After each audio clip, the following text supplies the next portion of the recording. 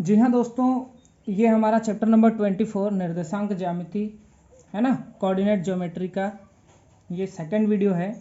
और इसमें हम जो पहले वीडियो में हमने ऑलरेडी जो चीज़ें पढ़ रखी हैं उनका हम यहाँ यूज़ करके देखेंगे कि किस टाइप से उनका यूज़ करके जो हमने इंफॉर्मेशन कलेक्ट की है उनका यूज़ करके कैसे हम आंसर को ला सकते हैं या कैसे हम क्वेश्चन को सॉल्व कर सकते हैं। तो आप देखेंगे कि हमारा जो क्वेश्चन नंबर 1 है ना, क्या है क्वेश्चन नंबर 1, बिंदुओं 5,5 एंड 2,2 के बीच की दूरी ज्ञात कीजिए।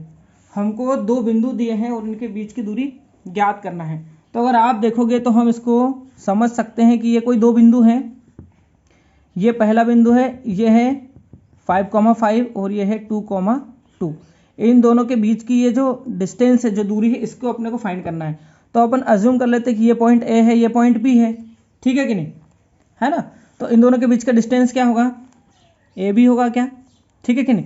अब हमारा फॉर्मूला क्या है, हमारा फॉर्मूला है रूट के अंदर क्या रहता है, x2 माइनस x1 का whole of square plus y2 minus y1 का होल ऑफ स्क्वायर, ठीक है कि नहीं।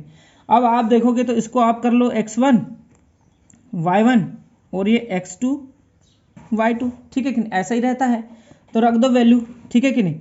तो वैल्यू आप रखोगे तो x2 की वैल्यू क्या है, x2 की वैल्यू है 2 माइनस x1 की वैल्यू क्या है 5 और इसका क्या है स्क्वायर। इसके बाद y2 की वैल्यू क्या है, y2 की वैल्यू है 2 और y1 की वैल्यू क्या है 5 और इसका भी स्क्वायर, है ना। इसको और सॉल्व करोगे तो क्या हो जाएगा रूट के अंदर। अब देखो यहाँ पे बचेगा -3 की पावर 2, ठीक है, और यहाँ पर भी क्या बचेगा -3 टू दी पावर 2।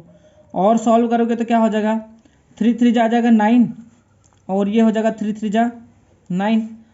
तो दोनों को सॉल्व करोगे तो रूट 18 जो है वो हमारा क्या हो जाएगा, आंसर हो जाएगा, ठीक है कि नहीं। और अगर आप इसको और सॉल्व कर सकते हो तो कर लो। 18 का आपको निकालना पड़ेगा क्या, फैक्टर 2 से करेंगे, ये हो गया 9, फिर देंगे 3 से, 3 1 जा 3। अब आप देखोगे यहाँ पे 3 का पेयर बन गया तो 3 आ जाएगा क्या बाहर, 2 का पेयर नहीं बना तो ये रूट के अंदर, और ये अपना क्या आ जाएगा, इनके बीच की दूरी आ जाएगी। इसकी यूनिट क्या रहेगी, इकाई। आशा करता हूँ आपको समझ में आया होगा। अब चलते हैं क्वेश्चन नंबर 2 पे, जो हमारा क्या है क्वेश्चन नंबर 2, बिंदुओं 2, -1 1, -1 और 4, 1 से निर्मित त्रिभुज का क्षेत्रफल ज्ञात कीजिए। बहुत इजी है, फॉर्मूला अपने को पता है, लगा देते हैं।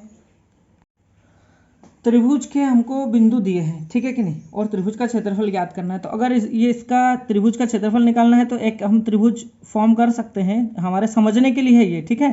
तो इसका पॉइंट नाम दे दो ए, ठीक है। ए क्या हो गया 2, -1, बी पॉइंट इसका 1, -1 और ये सी पॉइंट हो गया 4, 1।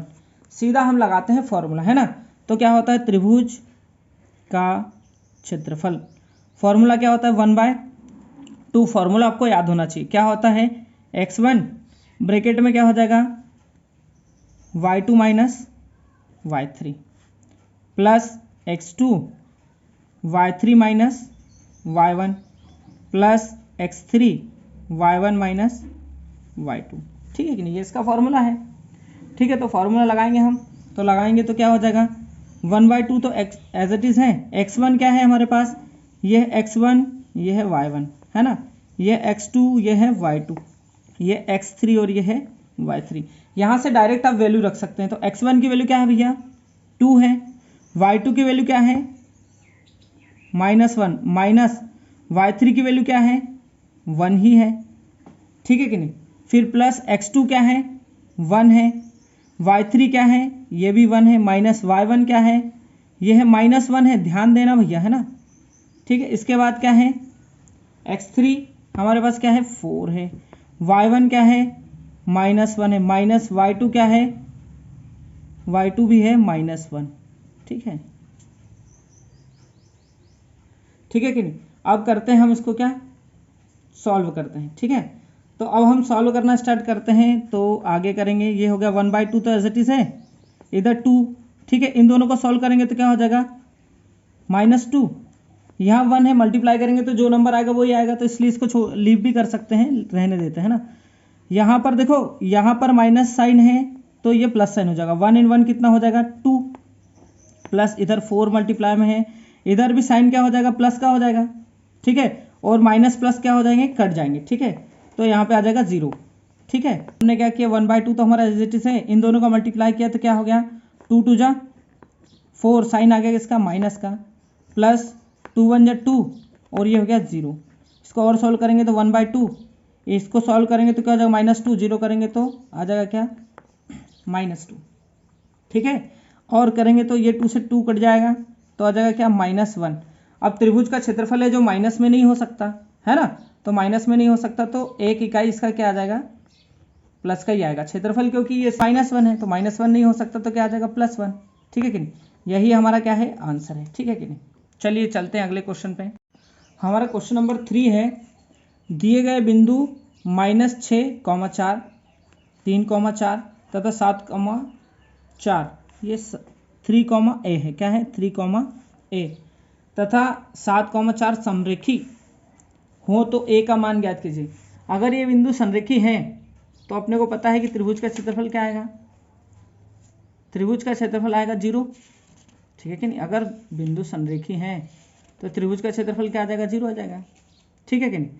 तो आप देखोगे इसमें लगाया अपन ने त्रिभुज का क्षेत्रफल का फॉर्मूला, ठीक है, तो क्या आ जाएगा वही 1/2 x1 y2 minus y3 plus x2 y3 minus y1 plus x3 y1 minus y2। इसको x1 y1 x2 y2 और x3 y3, ठीक है कि नहीं, वैल्यू रख दो तो क्षेत्रफल कितना आ जाएगा 0। अगर आता है तो अपने को संरेखी होंगी और संरेखी इसलिए त्रिभुज का क्षेत्रफल 0 ही आएगा, ठीक है कि नहीं। इसके बाद क्या है 1/2। अब x1 देखना, x1 क्या है -6, ठीक है। इसके बाद y2 क्या है, y2 है a माइनस y3 क्या है 4। इसके बाद x2 क्या है 3, y3 क्या है 4, y1 क्या है 4, ठीक है। इसके बाद अगर देखोगे तो क्या है x3 क्या है 7, y1 क्या है 4 और y2 क्या है a, है ना, y2 क्या है a है, ब्रैकेट क्लोज और कर लो सॉल्व। ये 2 किस में है डिवाइड में, इधर जाएगा मल्टीप्लाई में, 0 से मल्टीप्लाई होगा तो 0 ही हो जाएगा। इधर सॉल्व करेंगे तो देखना -6a हो गया प्लस 6 4 जा 24, है ना, माइनस माइनस हो गया किसके प्लस के, ठीक है। इसके बाद इधर करोगे तो ये क्या आ गया 0 आ गया क्या, है ना, और 0 आ गया तो करने का सॉल्व करने की कोई दिक्कत ही नहीं, 0 कर दो, ठीक है। इसके बाद इधर क्या है 7 4 जा 28 माइनस 7a और सॉल्व कर लो, दोनों देखना भैया माइनस के हैं, ठीक है। इधर भी 6a माइनस का है और 7a माइनस का है, दोनों प्लस हो जाएंगे, कितना हो जाएगा 13a किसके माइनस के। ये भी प्लस का है ये भी प्लस का है, दोनों अगर प्लस कर दे तो कितना हो जाएगा 8 में 4 प्लस किया तो 2, 4 में 4 प्लस किया तो 4 and 1 कितना हो गया 5।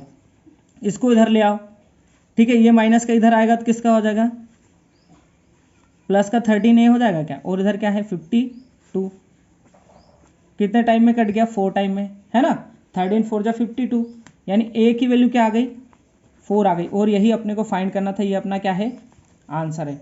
अब चलते हैं क्वेश्चन नंबर 4 पर। तो 4 क्या है हमारा, रेखा PQ के दोनों अंत्य बिंदु क्रमशः 2,3 तथा 4,1 है, रेखा PQ के मध्य बिंदु का निर्देशांक ज्ञात कीजिए।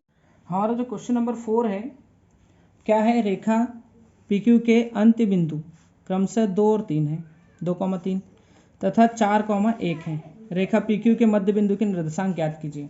तो मध्य बिंदु के निर्देशांक हमने माना कि मध्य बिंदु के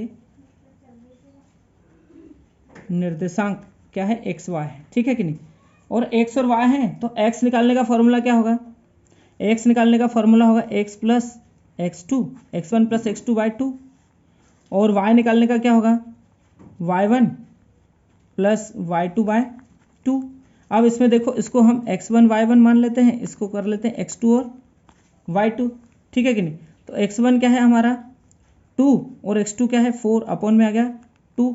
इधर y निकालने के लिए क्या होगा 3 प्लस 1/2 और करोगे सॉल्व तो क्या हो जाएगा 6/2 और ये क्या हो जाएगा 4/2 कट कर दो तो ये हो जाएगा 2 टाइम, ये हो जाएगा 3 टाइम। तो 3, 2 क्या आ गए हमारे मध्य बिंदु के निर्देशांक आ गए, ठीक है कि नहीं। तो ये हमारा क्या हो जाएगा आंसर हो जाएगा। अब इसमें कॉमा लगा के हमको क्या है इसको सेपरेट ही रखना है, ठीक है, ना ध्यान रखना, नहीं तो यहाँ पे बहुत दिक्कत भी हो सकती है, आपको मिसअंडरस्टैंडिंग हो सकती है। अब चलते हैं क्वेश्चन नंबर 5 पे।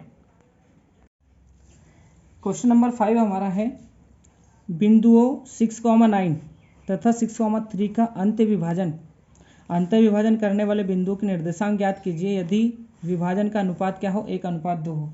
तो इसको समझने के लिए अगर हम डायग्राम बना ले तो बहुत आसानी हो जाएगी हमको।